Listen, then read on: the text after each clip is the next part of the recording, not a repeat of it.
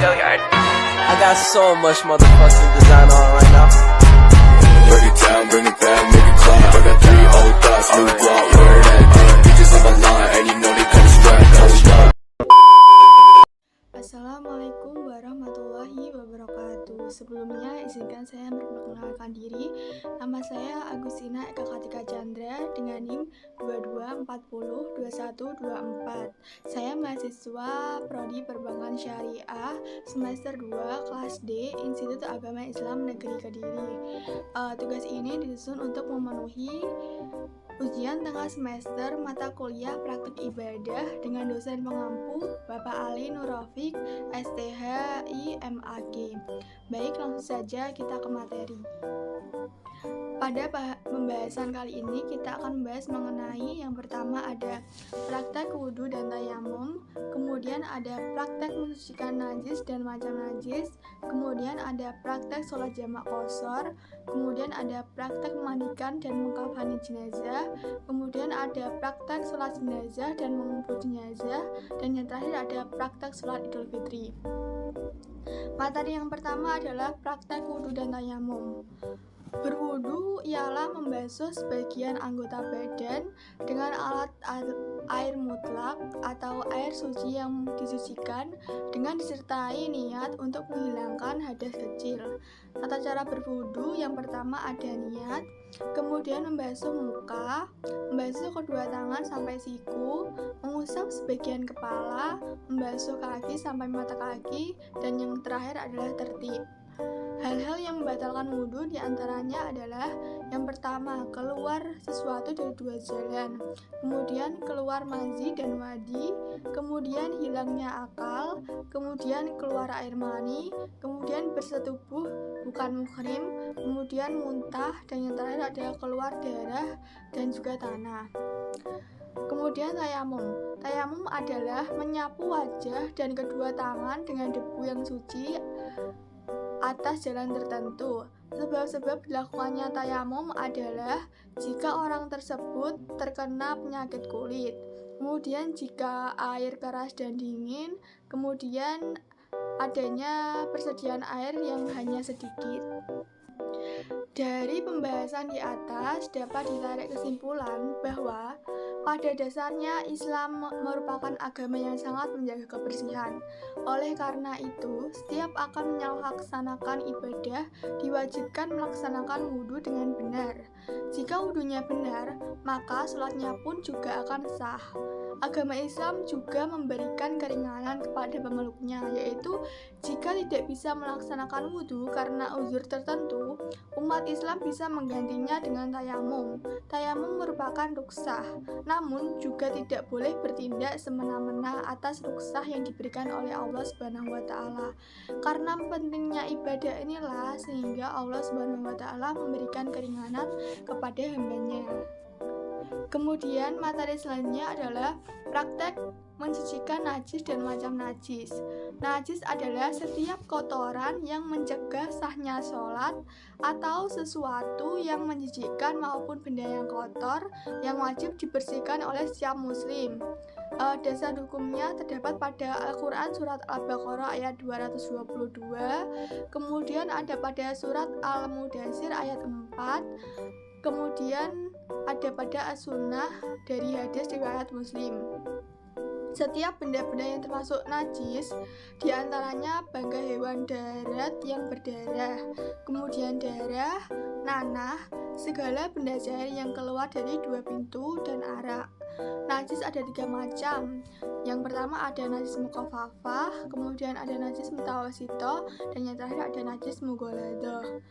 Najis yang dimaafkan yaitu bersihan kencing, sedikit darah, nanah, darah kutu, kotoran binatang, bangkai binatang, dan debu. Perkara yang mensucikan najis yaitu air mutlak, air musyamas, air mutamahyar, tanah, debu, dan benda keras. Cara beristinja dengan air adalah hendaklah seorang menuangkan air ke atas tangan kirinya sebelum menyentuh najis. Kemudian dia membasuh duburnya, yaitu saluran air kencing. Kemudian barulah membasuh dubur diikuti dengan mencurahkan air dan menggosok dengan tangan kiri. Hendaklah ia membungkukkan badan sedikit, kemudian menggosokkannya dengan cermat sehingga tempat itu menjadi bersih. Beristinja dengan tangan kanan tidak dianjurkan. Kemudian materi selanjutnya adalah praktek sholat jamak dan qashar. Sholat jamak dan qashar adalah keringanan yang diberikan Allah kepada hambanya yang harus diterima oleh umat muslim sebagai sedekah atau keringanan dari Allah Subhanahu wa Ta'ala. Sholat fardu berjamaah adalah semua sholat fardu kecuali sholat subuh, dan sholat yang diqashar adalah semua sholat fardu yang jumlahnya 4 rakaat. Hal-hal yang memperbolehkan sholat jamak dan qashar adalah ketika dalam perjalanan atau musafir, sakit, ketika hujan. Dalam persoalan jarak yang ditempuh harus mencapai 18 farsa atau kira-kira 81 km. Hikmah dari sholat jamak dan qashar ini adalah untuk mempermudah atau memberikan keringanan kepada orang-orang yang musafir lebih dari 2 marhala. Orang musafir yang sering mengalami masalah dalam perjalanannya sukar untuk berhenti sholat dan sebagainya. Maka dari itulah Allah memberikan kemudahan kepada umat Islam untuk sholat jamak dan qashar dalam sholat fardunya. Materi yang selanjutnya ada praktek memandikan dan mengkafani jenazah. Memandikan dan mengkafani jenazah adalah proses yang sangat penting dalam agama Islam. Proses ini diatur dengan rinci dan detail dalam ajaran Islam dan dianggap sebagai tugas mulia bagi umat Islam yang masih hidup untuk melakukannya. Meskipun proses ini dapat menjadi emosional dan sulit bagi keluarga dan teman-teman yang ditinggalkan, namun perlu diingat bahwa proses ini dilakukan sebagai penghormatan terakhir kepada orang yang telah meninggal. Dalam memandikan dan mengkafani jenazah, terdapat beberapa hal yang perlu diperhatikan, seperti melakukan proses dengan hati yang ikhlas, mengikuti proses dan aturan yang telah ditetapkan, serta memastikan kebersihan dan kesopanan dalam melakukan prosesnya. Kemudian materi selanjutnya ada praktek sholat jenazah dan mengubur jenazah. Sholat jenazah merupakan salah satu praktek ibadah sholat yang dilakukan umat Islam jika ada muslim lainnya yang meninggal dunia. Hukum melaksanakan sholat jenazah adalah fardu kifayah. Jenazah seorang muslim yang sudah dimandikan dan dikafani dengan baik harus disolatkan. Sholat jenazah mempunyai beberapa syarat yang bila salah satu di antara tidak dipenuhi, maka sholatnya tidak sah menurut syarak. Syarat-syarat tersebut diantaranya adalah yang pertama, beragama Islam, kemudian sudah balik dan berakal, suci dari hadas maupun najis, baik pakaian dan juga tempat, kemudian menutup aurat dan juga menghadap kiblat. Secara rukun, sholat jenazah yaitu yang pertama ada niat, kemudian berdiri bagi yang mampu, membaca takbir 4 kali, membaca surat Al-Fatihah, membaca sholawat atas Nabi, mendoakan jenazah, membaca doa setelah takbir keempat, dan kemudian mengucapkan salam. Penguburan jenazah. Cara penguburan jenazah yang pertama, dalam lubang kuburan kira-kira 2 meter atau lebih dari permukaan tanah. Kemudian lubang untuk penguburan mayat sebaiknya berbentuk lahat. Kemudian ketika memasukkan mayat ke dalam kubur, sebaiknya membaca bismillah wa ala billahi rasulillah atau bismillah wa ala sunati rasulillah. Kemudian meletakkannya dengan tubuh dimiringkan ke sebelah kanan dan wajahnya menghadap kiblat. Kemudian selesai penguburannya, hendaknya mereka yang hadir mendoakan bagi mayat tersebut dan memohon ampunan baginya dari Allah Subhanahu wa Ta'ala. Kemudian materi yang terakhir ada praktek sholat Idul Fitri. Sholat Hari Raya Idul Fitri adalah sholat 2 rakaat yang dikerjakan setiap setahun sekali, tepatnya pada tanggal 1 Syawal setiap pagi hari.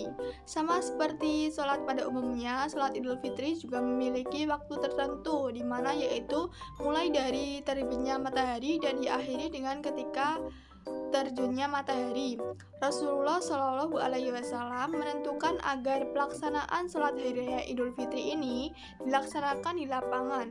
Tujuannya agar dapat menampung lebih banyak jamaah dan agar lebih terasa syah dan kebersamaan Islam.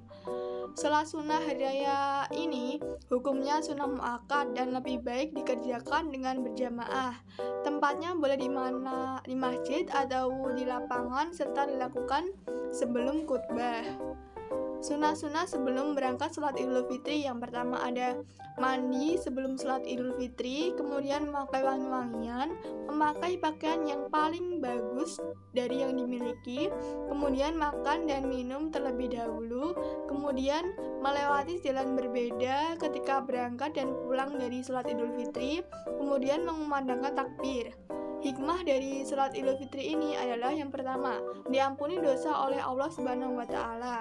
Kemudian yang kedua, memupuk rasa persaudaraan.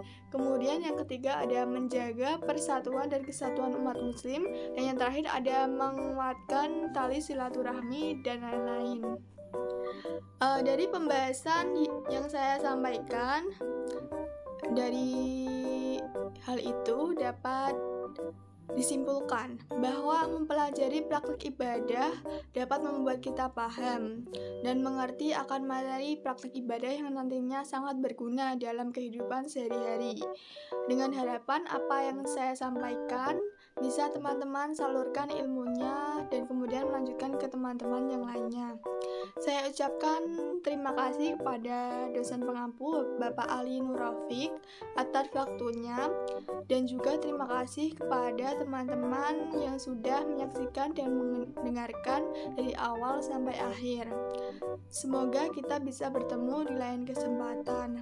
Terima kasih atas perhatiannya. Wassalamualaikum warahmatullahi wabarakatuh.